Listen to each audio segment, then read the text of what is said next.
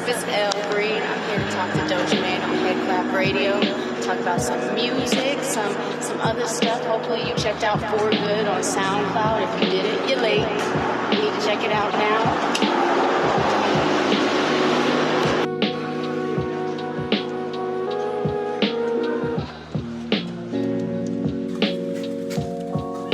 I'm a lady with class. What?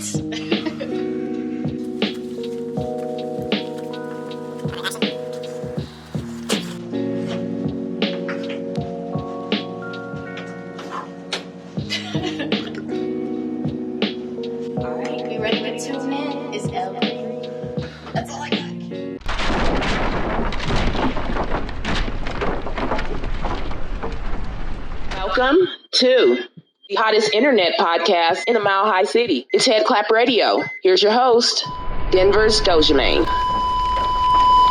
What's up, world? It's Dojamain, and right now you are tuned into one of the dopest internet podcasts in the Mile High City. Yeah, it's Head-Klap Teavee, and tonight, or should I say right now, we got one of the dopest female artists ready to bless the scene at any minute. We got none other than Elle Green, running straight out of Denver, Colorado, and it's going down. So y'all sit tight, let it rock. It's Head-Klap Teavee. Keep it locked. What's going on, Elle? What's up? Thank you for having me. Absolutely. Welcome to Head-Klap Teavee. Happy to have you in the building. So first off, I want you to go ahead and just introduce yourself to the world for those who might not quite be familiar with who Elle Green really is. Okay, well, I'm Elle Green. I'm an artist here from Denver, Colorado, born and raised. I'm a Virgo, I really make a lot of R&B, but I guess people, think of it as conscious in a way. I'm very just calm, and so my music tends to match that. So I rap and I sing. I also put on shows, which, I'll touch on a little bit here later, but, I'm trying to do a little bit of everything, mostly just focusing on the music. Period. So where you from? You are from Denver, obviously. Yeah. So what got you started doing music, should I say? I've always had a hand in music. I was doing poetry at a young age. I find myself writing a song when I was like 6, but it was like 3 words. It was like the same thing over and over again, but mostly poetry. I played the viola, so I was in orchestra, I was in choir, I was in acting.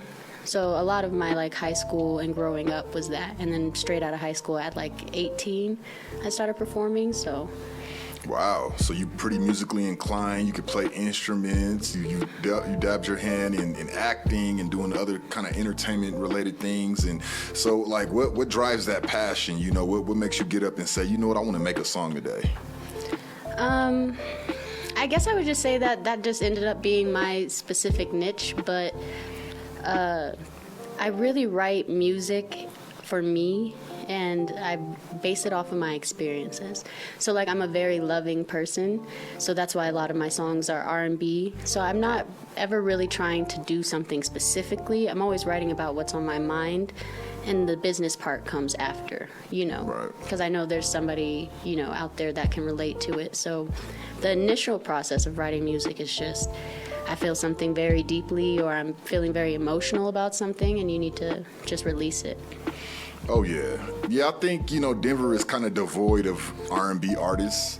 And in general, I just feel like the game has just gotten away from it. I feel like rappers are now R&B artists. And it's kind of, I don't know, man. I'm not really feeling that, because I like back in the day when you could listen to Jodeci, you know what I mean? Yeah. And H-Town, and now it's all the R&B rappers are shooters. And it's kind of, Yeah. it's come on, man. Does everybody have to be a gangster these days? Yeah. And then when you look at the female artists, and you do have, you got Summer Walker and things of that nature. You got artists that are singing, but then now the females are rapping. Yeah. And it's and you don't get me wrong, you got the bars and you got the rap thing on lock. But I just feel as far as R&B is concerned, it's kind of going away. I think it's evolving. You think it's evolving? Yeah, and I think we have Bruno Mars and people outside of there that kind of keep that essence to it. I think it's just a lot of people wanting to be multifaceted and trying their hand at it. And then you also get those people that are like, this is what's hip right now. And that's like a large community of it, is this is what's hip right now. So whenever the wind blows, they'll sway and do that, you know. But I do think that it's alive. I just feel like it's prosperous wherever you're looking at it. So if you're looking in the hip-hop community, I don't think you're going to find what you're looking for. But if you go in the depths, in the trenches, you know, I feel like there are people that match that. I think we're just evolving, trying to at least. Some people. I get what you're saying. So basically, people are like trying their hand in rap just as a sign of evolution. Is basically what you're saying. Some people are doing it as a trend. Like there is like I don't know if it's 50-50 or what the percentage is, but I do know that there's a lot of people that aren't really interested in longevity. And so everything they do kind of reflects that. Hit. Yeah. So they don't really know who they are or like what they want to sound like or if they actually like singing. They just want to do it because it's cool. Yeah. Well, go ahead and talk about that song Up, and we're going to play it. Okay. Well, Up was inspired by... No, I'm kidding. Up is just a song about missing somebody and they come into town, you know, and you get to link up and connect. I was working with Wycleff. He was like one of the first people that really started putting me on shows and stuff like that. So shout out to him. Shout out my nigga, Wycleff. And it's Up. Well, there you have it, folks. I'm DenverzDojamain. This is Elle Green, and the name of the song is Up. Hey, let it fly.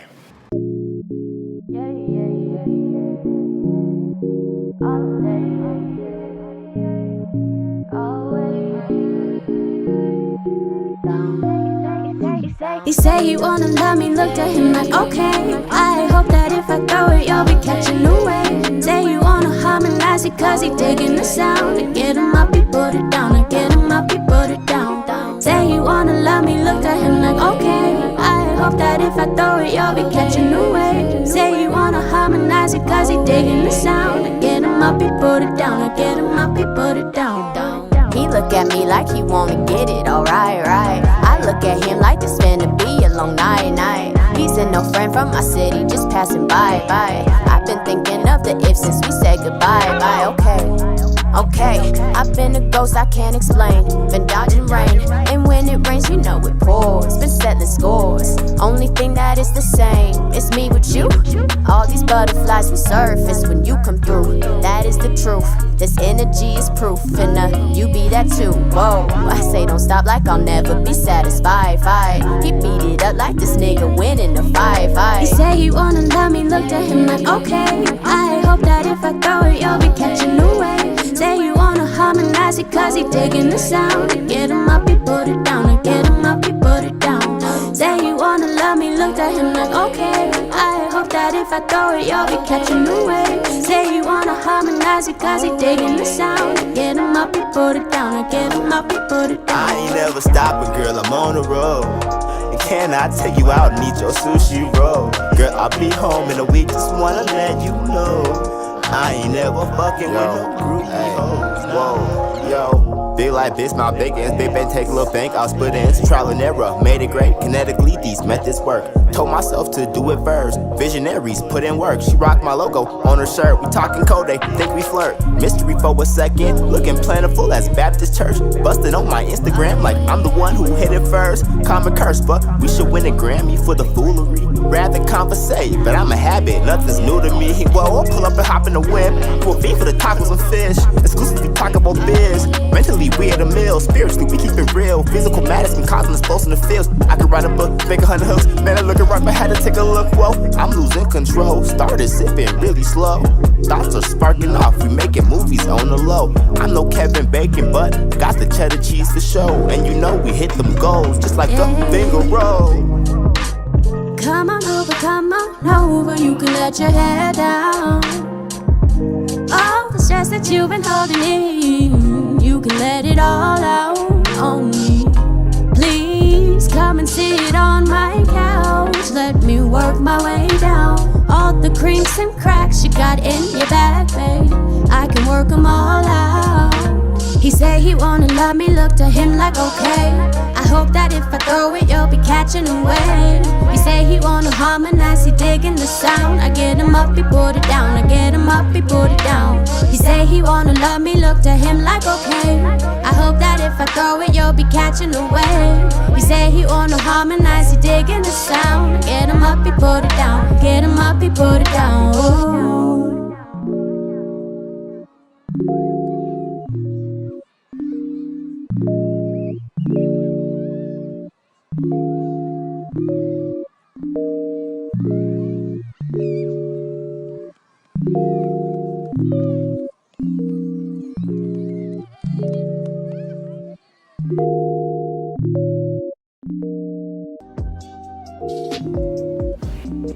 Yeah, y'all. That was Elle Green with Up featuring Wycleff, and I got her in the building right now. That's a dope song. So you still rocking with Wycleff? I haven't seen him in a bit, but yeah. Him and Reckless Truth, and actually the dude that I'm putting on shows for right now was some people that I would see a lot at your mom's house, which is a venue or a bar. At my mom's house? Right. They always do that, so it's a great selling point for tickets, you know, but Right. A lot of people that I frequent around, we were kind of talking about how the Denver music community is kind of tight.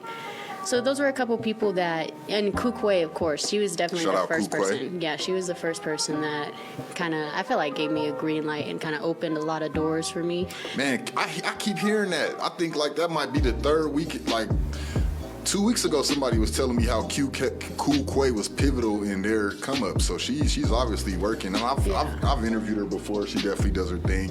What's up, Jason Potter? What's up, Gabe Lindsay? What's up, Kylie? What's up, Isabella Munoz? What's up, Izzy? What's Callie? up, is Isaiah Martin?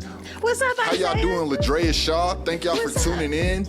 So that's what's up. So how do you feel right now about the scene, the music scene out here in Denver? Do you feel like it's where it needs to be, or do you feel like, you know, you can break it wide open, or what? Do you feel like you could be the next big one to blow? I mean, you got the talent for sure. I'm not really concerned about being the next one to blow. I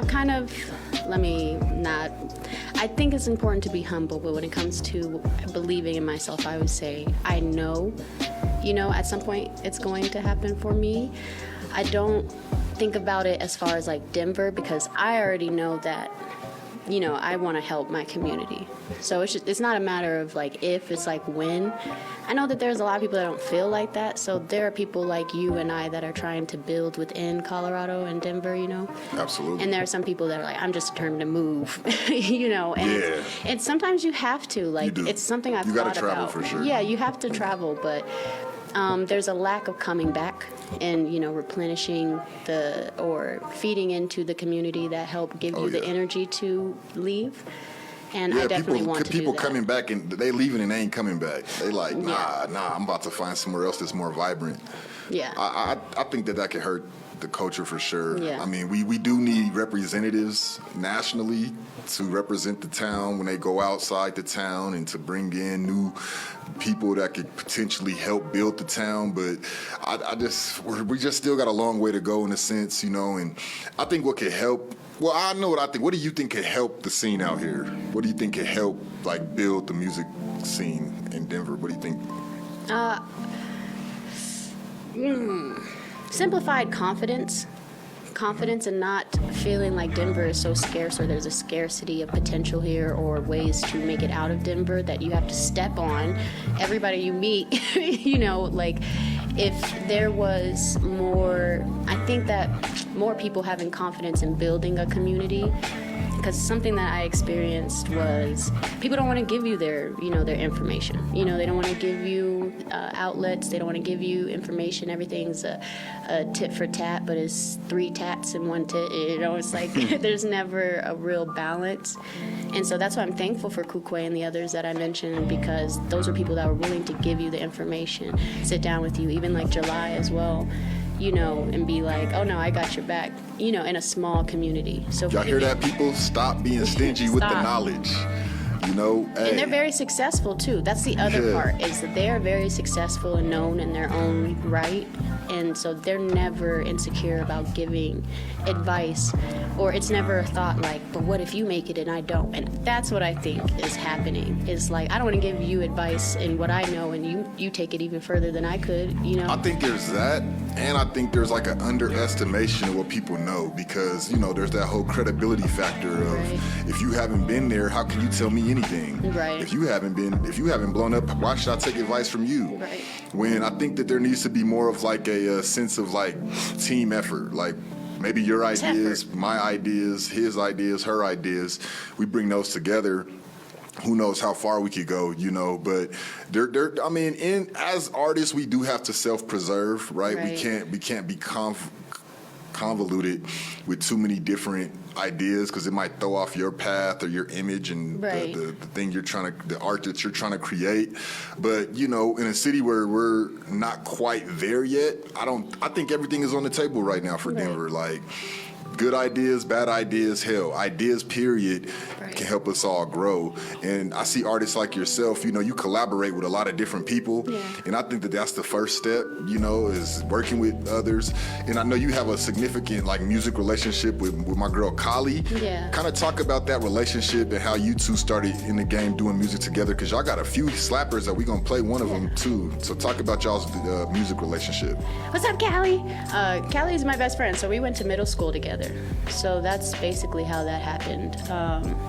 We went to middle school together, and I started first, so I started performing before I started recording, and so then I recorded like my first set of songs, and I showed her, and she said, this is her quote, because I was always like, for real, bro? And she was like, yeah, bro. But she was like, that kind of inspired her. Not to say that me and Callie, when we were in middle school and high school, we did the talent show twice. Like, she did her own talent show for middle school, and then in high school, we went out for the talent show. We did choreo, singing, and rapping, and we won first place. So me and Callie working together musically is not new, but I kind of started it, and she kind of was like, oh, this is possible, and she's been taking off with it and going far. And that's kind of where that first album came from, is we were just like, let's just do it, because, you know, you're comfortable with each other. We had never really put out, like, we put out mixtapes separately, but an album, you know, that we're streaming, that was new for us. So we decided to do it together. Y'all definitely have like a yin and yang kind of vibe, because she's like this aggressive bars, where you're like more like this mellow kind of R&B flow, but you can rap, you know, so we're not going to take that away. So, hey, before we play that news clip, I want to play My Boo. Talk about My Boo, and then we're going to play it. Oh, okay. So My Boo is from that album. It's called GVG, Good Vibes Glow. So that's a dope cover. That's a dope name. Good Vibes Glow. I like that. Yeah, you know, so it's basically an album where we were talking about a bunch of different emotions, and love obviously came up. My Boo is one of those songs. And obviously, like you were talking about in the yin and yang, I think that's one of the songs where you can really see the difference. And Callie is just more assertive, especially in the way that she talks about how she loves, and the way that I talk about how I love. And it kind of makes this perfect blend of music, and I think crazy love. Basically. And you get crazy on both ends, but one's a little bit more softer and one's a little bit more assertive, and I think that the song kind of represents that. Well, without further ado, let's play My Boo.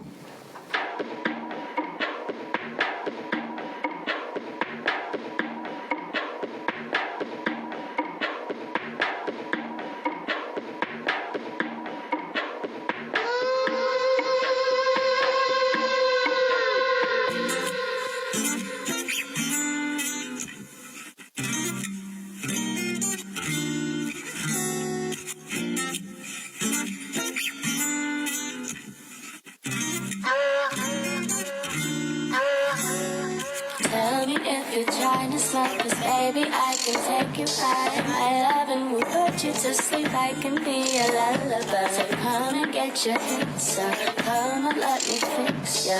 I can get you mixed up. I'll be your elixir. So tell me if you're trying to smoke, 'cause baby, I can take you high. My loving will put you to sleep. I can be a lullaby. Come and get your hits up. Come on, let me fix ya. I can get you mixed up. I'll be your elixir. So tell me if you're trying to fly with me. Tell me, baby, baby, if you're trying to try with me. I can see you got trust issues. Trust me, I'm with you. I understand that all that shit is with you. I tryna be on me, 'cause I'm tryna be on you. You can be my chocolate and I can be your boo. You're talking with your eyes and say it so I know it's you. I'm tryna be on me, like I'm tryna be on you. Ooh, ooh, ooh, ooh, ooh,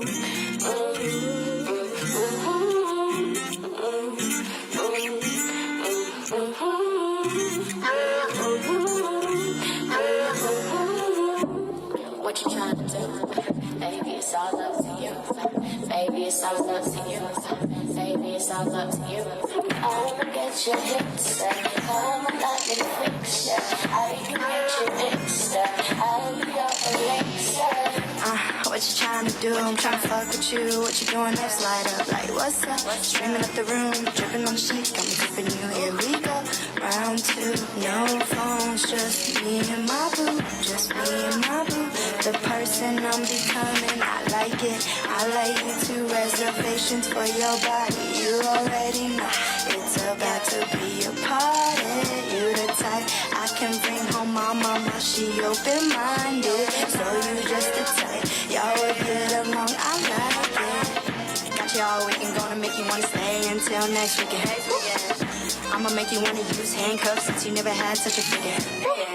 You don't wanna talk about commitment, but you been thinking about it for a minute. Fuck your ex, we be on, we be winning. I want you, I want front. You changed my world, so let me love. I don't make promises when I'm in love. So just come here and let me love. Tell me if you're trying to smoke, 'cause baby, I can take you high. My loving will put you to sleep. I can be a lullaby. Come and get your hits up. Come and let me fix ya. I can get you mixed up. I'll be your elixir. So tell me if you're trying to fly with me. Tell me, baby, baby, if you're trying to try with me. I can see you got trust issues. Trust me, I'm with you. I understand that all that shit is with you. I tryna be on me, 'cause I'm tryna be on you. You can be my chocolate and I can be your boo. You're talking with your eyes and say it so I know it's you. I'm tryna be on me, like I'm tryna be on you.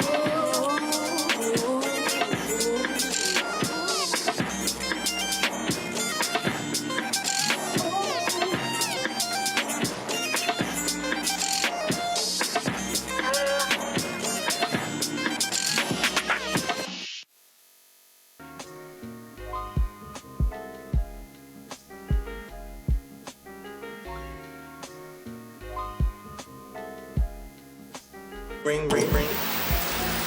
What's up, Riri? What's up, Rocky? How you? I'm good. How you doing? Oh, shit.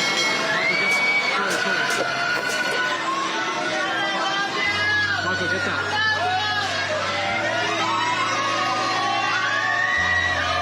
Food that you would never eat under any circumstance. Chitlins.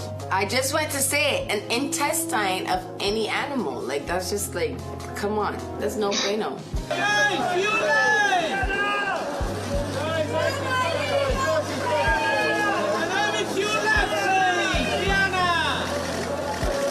Like, I went to say celery, and then I was like, nah, I could get through that if my life depended on it. Animals,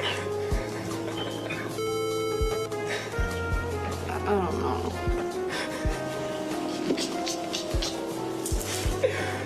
come with you. Yeah, so apparently, y'all, Rihanna admits she kept A$AP Rocky in the friend zone for years. Rihanna sat down for a rare interview with Vogue here recently, which she divulged intimate details about her pregnancy and relationship with A$AP Rocky.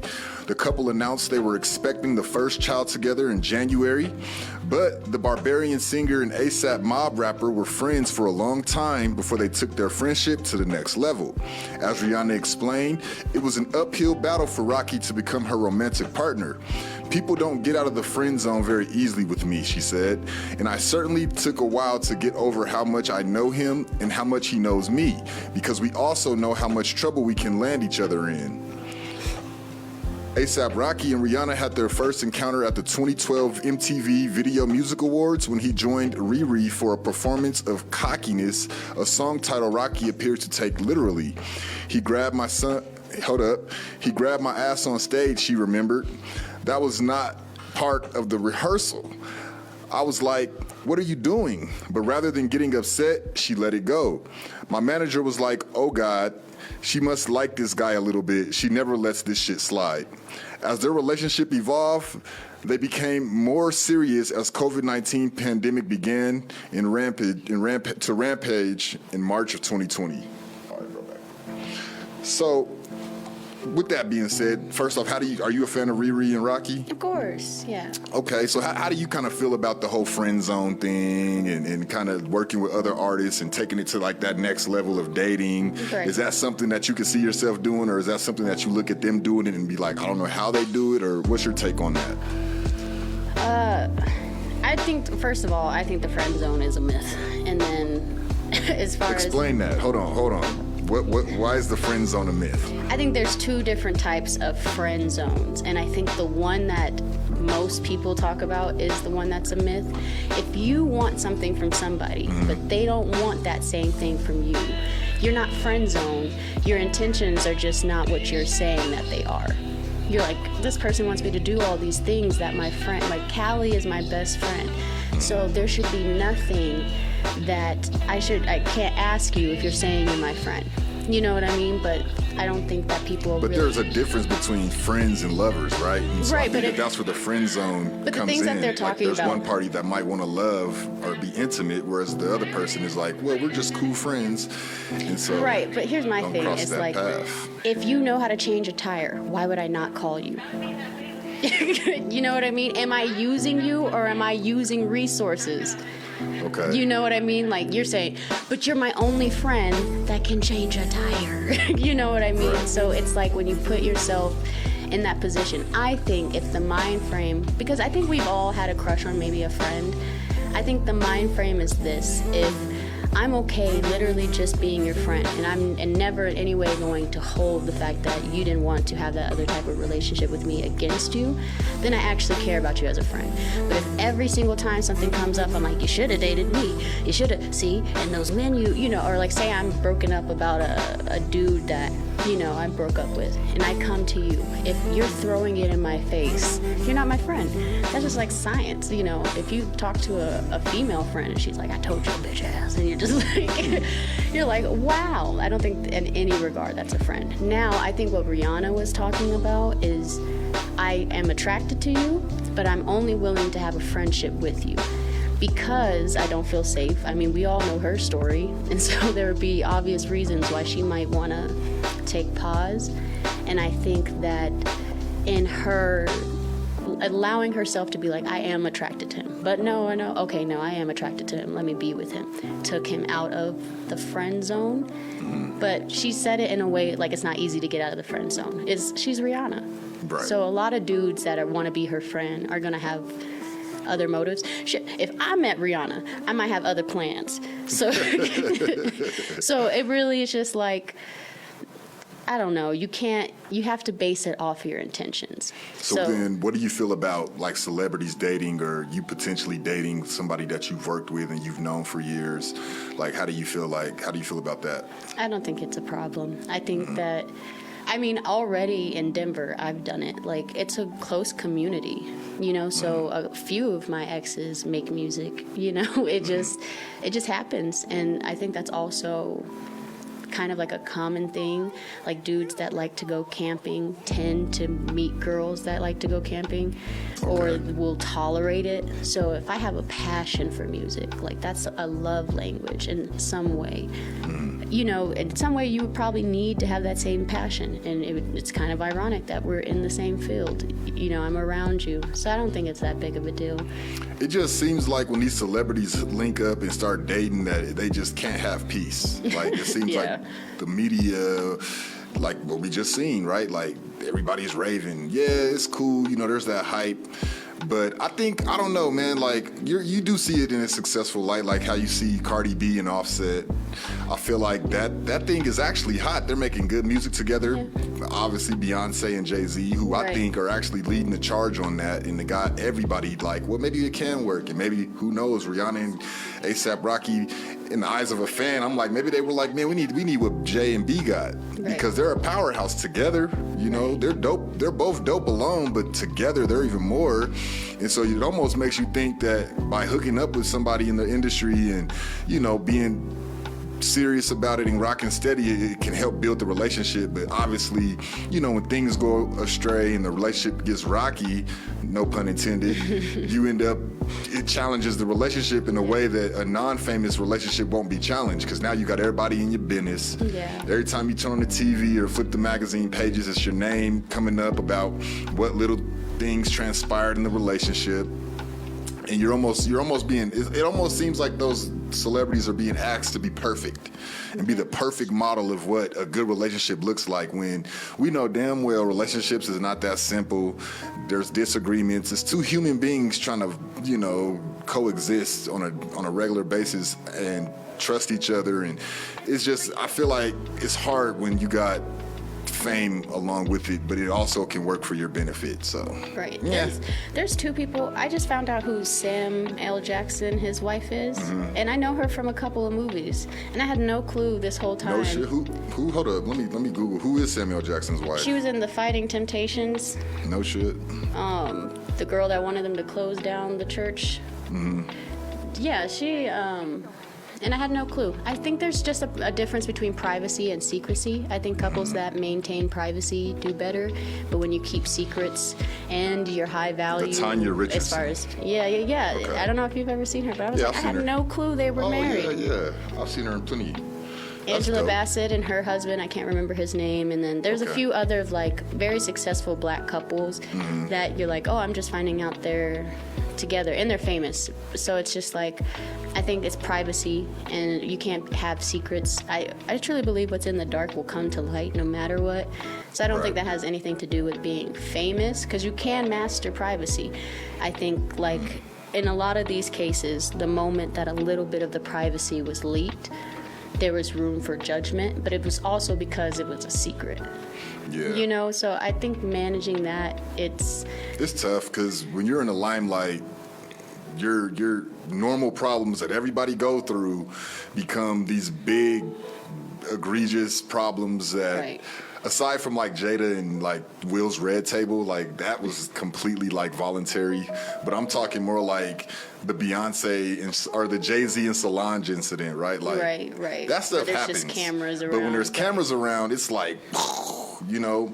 But I know Beyonce kind of makes music that I felt kind of jabbed at Jay-Z in a sense of like. Yeah, she made an entire album and visual album. Like, damn, bro, you in the doghouse for real. She done made a platinum album about you. He had to sit there in the studio the whole time, like, it sound great. Like, right. You like, just got to make it through. Yeah, she right. I also think it's like a personal thing. So just like how, you know, the public will like blow it out of proportion. Say you're immature and in a relationship, especially.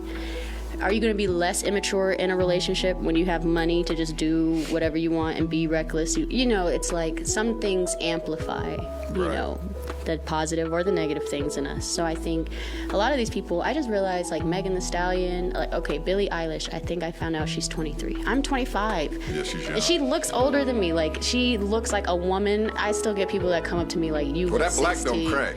You know, I'm excited about it. I hope to be a Angela Bassett. Yeah, when I get older, I hope, you know, people still think that I look younger, but I mean, they're still pretty much kids, 23. Yeah, I would make some very bad decisions when I was 23. Stress has its effects, you know, Yeah. and there's like anxiety. I'm pretty sure it's an anxious feel when you do finally break, you know, the famous barrier, and then now you're like in high demand. You know, you're working relentlessly. Everybody's I watching wonder you. if a lot of times I wonder if most of these artists are prepared for what's on the other side of success in their music and their art, because it takes another level of grinding. Like a lot of these famous rappers don't get much sleep because they have to be on planes, they have to be doing appearances across the country, they have to be doing interviews all the time.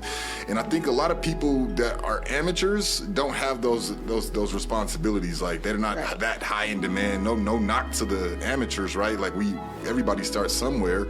But I think that there's another level of work ethic that comes with it that I don't feel a lot of these, well, I ain't gonna say a lot. I don't feel like there's always that knowledge of work ethic, of even understanding like, damn, I got to make myself available even when I don't want to make myself available. Right. And it's like, if you can't even make it to a simple video shoot on time, or if you can't even commit to like a simple thing, right, it's how a do you think you're going to handle being worldwide known and having all these major obligations? And I feel like that's another variable that's holding back the city as far as artists becoming major, is that the work ethic ain't there. People feel accomplished after one headliner. They're already famous. They're already like, oh, I'm the shit. You want me to sign your autograph? In Denver, that's like, I guess that's a big deal. I think the nature of now I'm too big to talk to you. That's where it's dangerous. I notice when I work with artists from other cities, there's another level of humility when you know that there's artists in your city that's already selling platinum records. The underground artists are like more like, let me be more friendly, let me be more people friendly. Yeah. But in a city like Denver, where it's wide open, nobody has really marked their territory, you got people who feel like they're already big. Mm-hmm. And it's like, no, you still got a long way to go. You know, it's not like just because you got local support, you still got a long way to go. Right. But that's just my opinion. I mean, I work with a lot of the artists out here. You've seen people that actually like made it and like had a hit and were one-hit wonders. So like you said, it's well, I want to give a good shout out to my man Calvin Parker Jr. I know you just recently sat down with Denver Open Media. Kind of, that's a partnering, media brand that I deal with, and just talk about your experience with getting introduced to Calvin and how you feel about the way he's moving in the industry in terms of helping young talent like yourself. Same thing. I'm not even sure how I got in contact with him, but I performed a show with him almost about a year ago, or exactly a year ago. And then I went on his radio show like not too long ago. And every time I come in contact with him, he's very nice.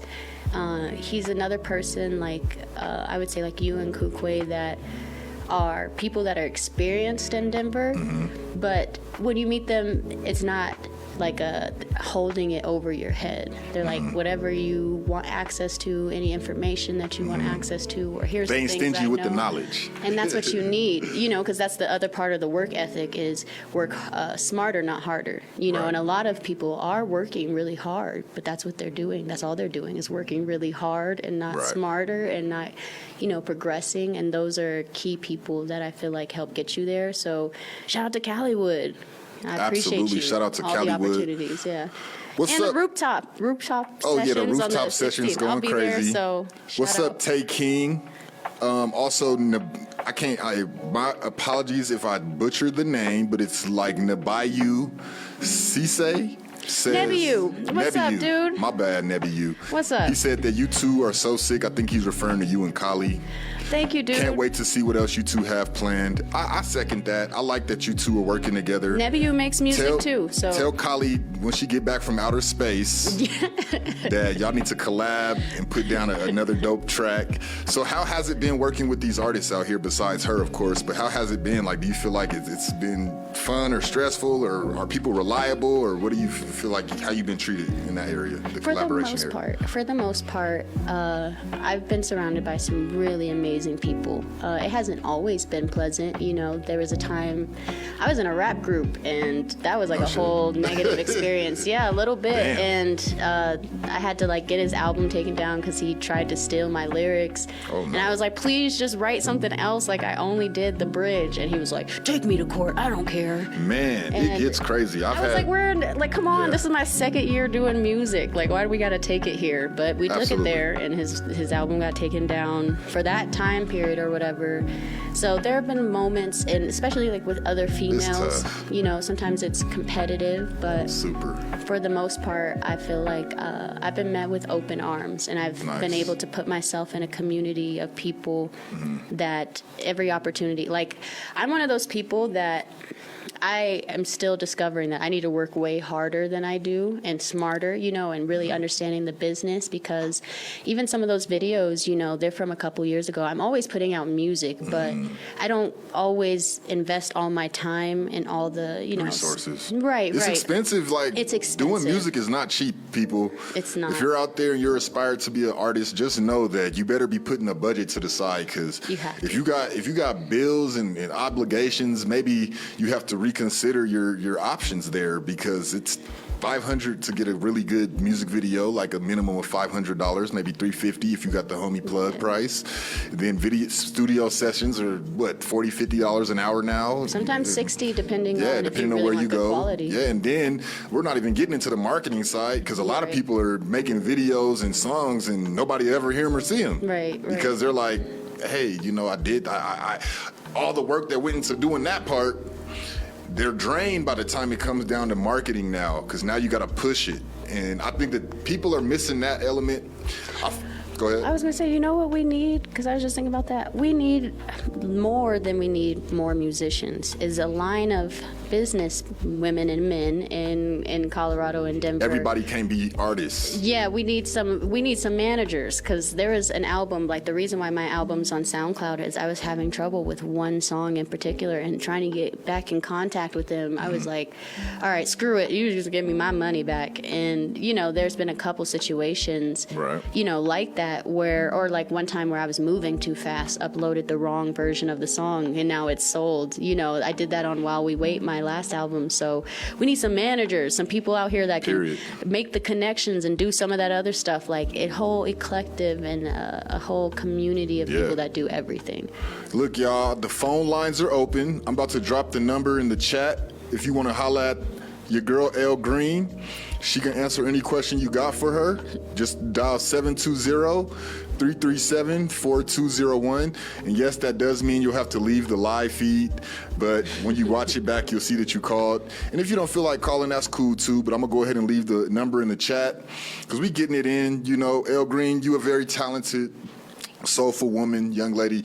What do you feel like your process, right? You said that a lot of your music is based on experience. So I've always, you know, when it comes to rappers, they write their lyrics, you know, they jot down or they go in there and freestyle, however the case. But with singers, there's a lot more that kind of goes into it, and voice coaching and making sure that, you know, you drink enough water so your throat can be right for the for the sound. So what's your process in writing music and recording it?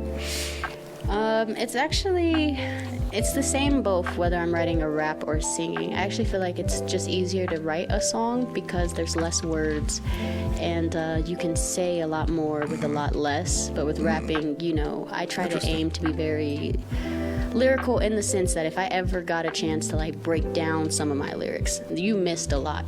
You know, I try to be that person. So I like to, I don't know, pick a good beat, a good vibe, you know, pick a good melody. I think that's where playing an instrument comes into play, because you start to learn how to complement, you know, the beat, and you don't always have to overpower it. And that's kind of like how I am as a person, and my whole style of music is I'm a great complement to anything, and that could be, you know, the head or in the back or in the middle. It's like it's always going to me, succeed, because you know, I can push any element of it. So I just write the song, I guess, and sometimes, I was gonna say get in there and go, but the last 6 months I had like a little bit of a writer's block, and so when I come out of writer's block, it's easier to write a rap than it is to write a song. I can see that, because you got to kind of come with that melodic situation where it just got to be right. But like I said, it's almost hard to tell the difference now. I mean, I don't even know what to call it no more. Like what these rappers are doing ever since Drake. Because I mean, maybe Lil Wayne, Lil Wayne, but Drake like really made it like I'm an R&B rapper, and it's like now rappers are just rapping, are just singing now. It's like, what are you doing? So, but then, I mean, don't get me wrong, auto-tune, voice synchronization, but you do also, and then it sounds good. It feels good. My young nephew, Titus Jr., right? I had him listening to some of like this like 90s rap, and he was just like, y'all are saying, we are saying what y'all are saying, but we're doing it different. And it has, and I feel like even the way music has evolved, you almost have to feel the music now. It can't just be cerebral no more. It has to like, it has to kind of come from the heart, and you have to feel it in your soul right now, because I don't know, man. It's like this new generation is like kind of crying on the track a little more. And I know that I'm like, man, what happened to the Jodeci days? Because they're not crying like they're missing a woman. They're crying because like their homeboy or their homegirl died or something tragic happened. And it's like, damn, but I understand it. And I know that like you do still have like the Lyricist. Kali said, what is your favorite song that you wrote? My favorite song that I wrote is one that's unreleased, but it's one where I'm kind of speaking on my depression and anxiety, and it's just very releasing. And I performed it once, and I like almost, broke down in tears, but that's what I'm talking about, is like having an experience and putting it on paper, and that is a type of like spiritual healing or releasing. Like you write something down and you can burn the paper, but I feel like when I write something down, I'm putting the emotion into the words, and so I'm glad to be able to connect that with other people. But it's a way to also release it from myself and separate music myself is from all it. the above. It's therapeutic, right? And so when you make music, are you hoping that somebody else can become like enriched off your sound? Like, man, I listen to Elle Green whenever I'm going through hard times, or I listen to Elle Green and Kali when I want to turn up. Like, how important is that you have that impression on people with your music? It's actually kind of weird. I don't want to sound like, I've just come to know, like when I meet people, they tell me like unprovoked their opinion of me a lot of the time, and it usually falls around the lines of like Lauran Hill and Erykah Badu and people that already stand for something. So I think I have an essence about me where you kind of get it. And so, like I said, I write music for me and do the business part of it to get to a certain platform to do something else. Okay. Does that make sense? Kind of like a rapper who starts selling clothes. Right, but it's going to be going hand in hand. So, like, one day I would like to start a nonprofit. There we go. Right. And so it's kind of just like the music part is, I've almost become so confident in the fact that I know it's going to come from something, because I'm speaking about real experiences. I do study music, and I do study what's cool now and try to, I'm a student, I utilize that in my music, and I try to manage being relevant with being truthful, with being dope, all in the same way, because I'm a music critic. Versatile. I'm a music critic just as much as I am an artist.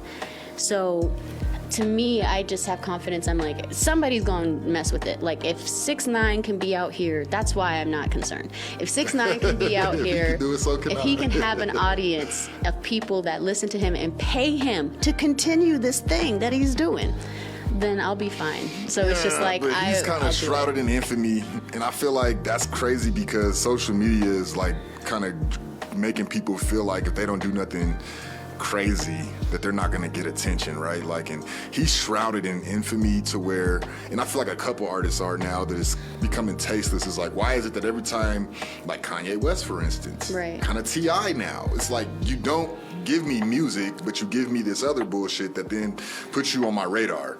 And I get it. Like, you have to stay relevant, but at what cost? But I don't think that they're like just doing that. I think they're products of, I think a lot of the stuff that you mentioned is just like where we're at right now.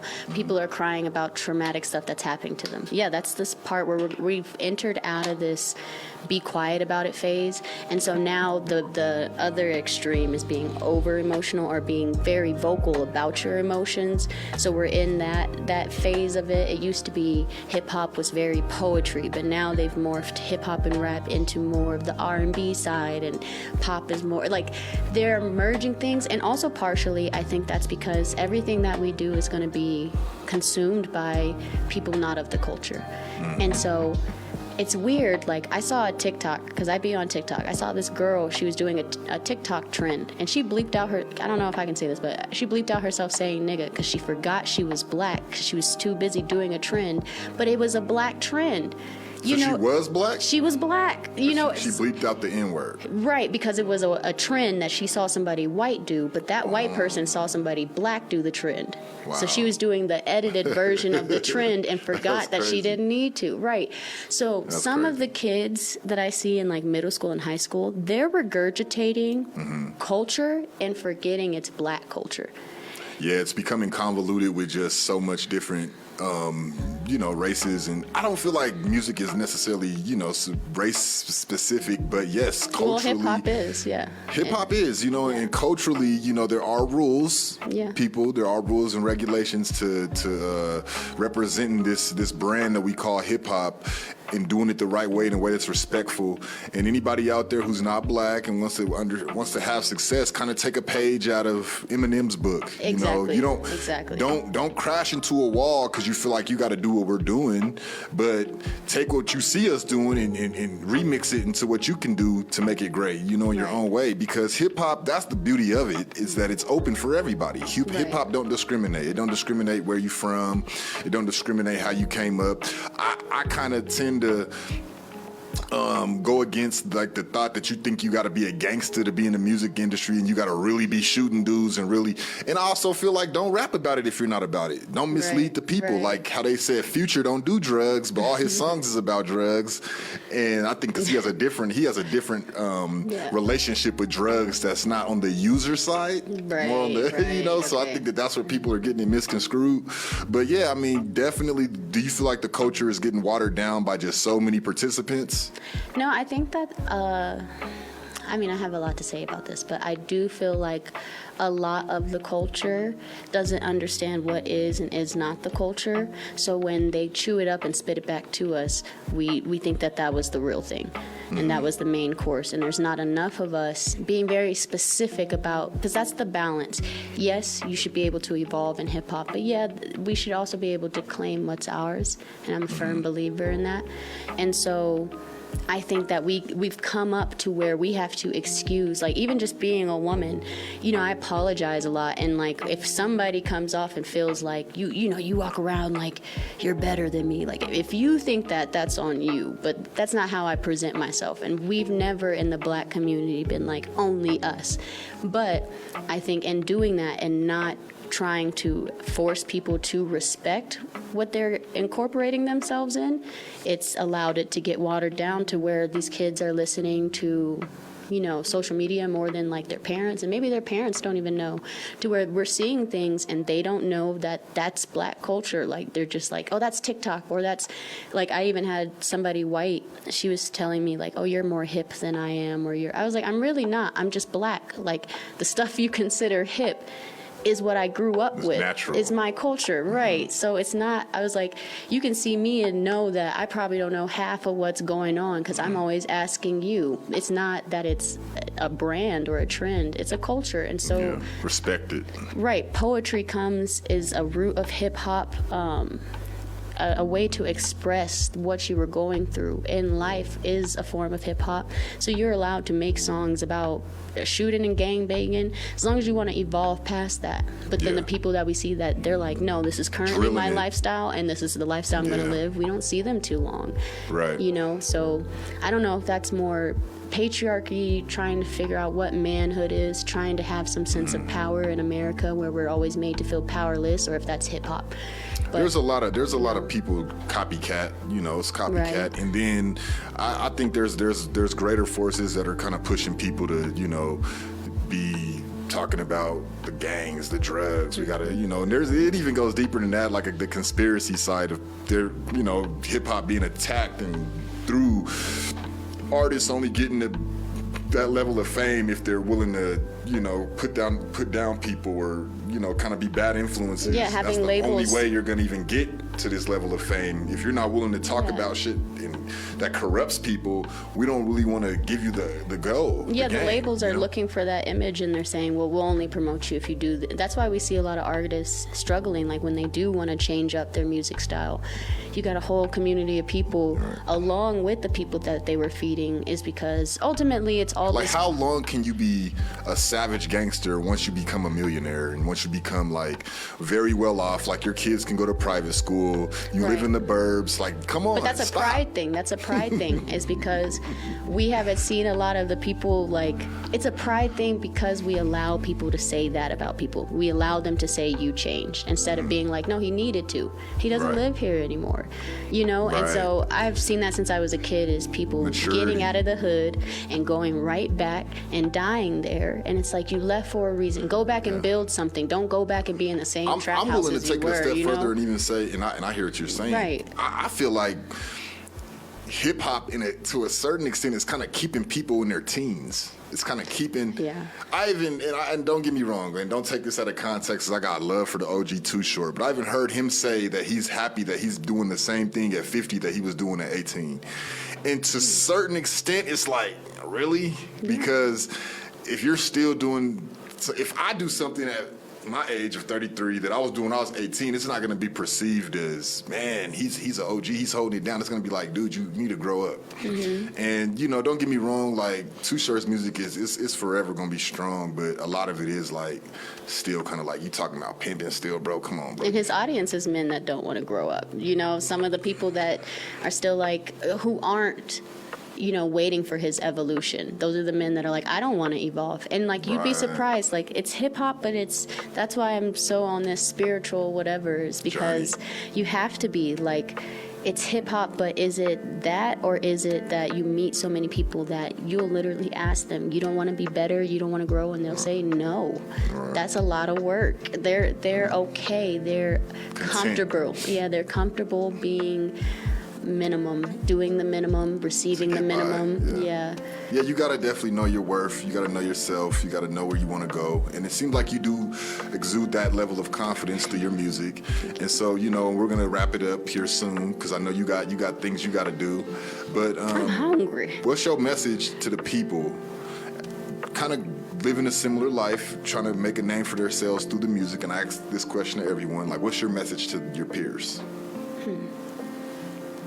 I would say a lesson that I've taught myself, or like heard recently, that I feel like everybody can utilize, is that having beliefs is a limiting belief. So basically, just be open. If you decide you want to make it by going viral on TikTok, you may just go viral on Facebook. Be open to how you receive your blessings, and stop putting a stigma or a thing, on top of all of the things that you want to accomplish, because they may come in different ways, different roads. So be very open to how and when and where you'll receive your blessing. And I think that's what I'm learning. Nice. Okay, so what's your message to the youth? My message to the youth? Even though you represent the youth, but I'm talking like teenagers, like the younger ones coming up. I think that my message to the youth, and what I want to still, like, when I do this nonprofit, is almost like some Nike, just do it, or you can do it. Because I feel like I grew up very poor, and that's where I want to center my things, or my attention towards youth, that you grow up in a world where, on top of being a minority, you can't even pay your way out of certain situations in your own community. And that's very, like, you can be as smart as you want to be. Obviously, I did a lot to like learn, you know, and be a student in everything that I was learning.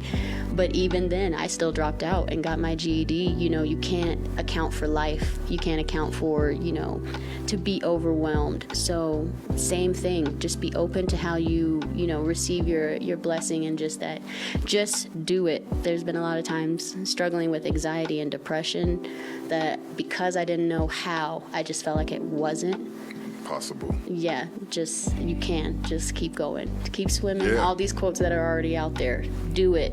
What's up, Myron Johnson? That's what's up. That's a good message, y'all. And I definitely agree. You know, don't let nothing hold you back. Don't set no mental barriers up in front of you. There's so much research. You know, use your phone for more than just scrolling through social media, right? Like Google things, learn. You know, this crypto world is out here, y'all. It's coming up hot, and if you ain't getting with it, you're getting lost. I'm telling y'all, this crypto is taking over. So y'all better figure out a way to get involved with this digital currency market.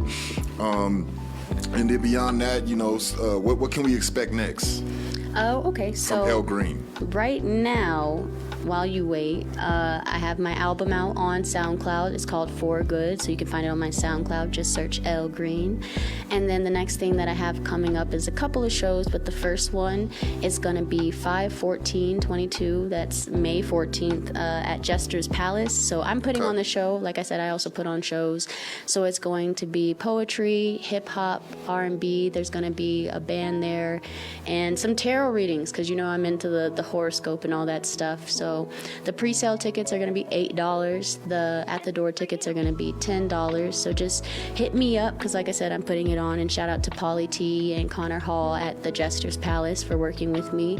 But shout out to them and let me know if you want tickets. But that'll be the next time that you can see your girl perform.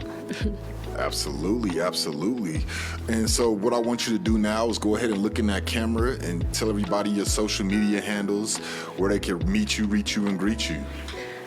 You can find me just about everywhere at LGZ25. That's ELLEGEEZY25. That's TikTok, Snapchat, Instagram, my Linktree, YouTube, and Spotify. You'll find me as Elle Green. So it's the one that looks like this. And yeah, make sure you check me out. And like I said, my latest album is on SoundCloud. Awesome. So my final question is, what does Elle Green feel like she needs to get to the next level? I have everything I need. You feel like you got everything you need? I have everything I need. Speak it into existence now. Yeah, I have everything that I need. Yeah. So you content?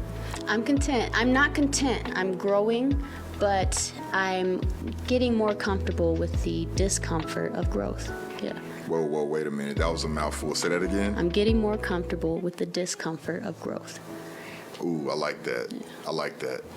Well, look, it's been an awesome experience with you coming in and us doing the damn thizzle. It's been a long time coming. I've been checking your files and your feed, and I see you constantly grinding. You putting your finger in the proverbial mud, so to speak, getting your hands dirty, working with people, trial and error. It sounds like you got a good head on your shoulders, and you definitely have vision. So just keep up the good work. You know, we need more artists like you in the city. When I say that, I'm specifically talking about R&B women. You know, I do enjoy rap women, but I feel like I still miss my Lauran Hills, my Erykah Badu's, and as you know, I told you before, you giving off them vibes, so just keep doing what you're doing, and the rest will take care of itself. And there will be some R&B females from Denver. Everybody's local at the show, so you will get to see a taste of, you know, I'm a little bit more of the Lauran Hill. You'll get to see some Erykah Badu's, some Mary J. Blige's, or just the best of themselves at the show. So make sure you come through. I hope I see you there. Absolutely. And where's the show at again? Talk about it again. It's at the Jester's Palace, so it's on 15th and Champa, right next to Chiba Hut. So it's gonna be right downtown. Yeah, it's gonna be right close by. That's possible. When is that? May 14th. It's gonna start at 9. If you decide you want to come, I got your ticket. So. Oh yeah, we in the building. We in the building for sure. All right, well, cool. Look, well, I ain't got much more to ask. You know, Elle Green, you came in here, you blessed the scene, you gave us your origin, your vision, your future, your goals, your present, your past, and we appreciate it. If y'all ain't tuning in, y'all missing a real good game, and y'all need to go ahead and go stream the woman and let her throw her some support in the comments, y'all. Without y'all support, it's nothing. We got to keep the ball rolling and the feed scrolling. And beyond that, I ain't got much to say. Don't never let nobody say you ain't real. Don't never let nobody say you ain't trill. Be about your skrill, and that's for real, for real. Elle Green, appreciate you from coming through. Thank you for having me. And we out.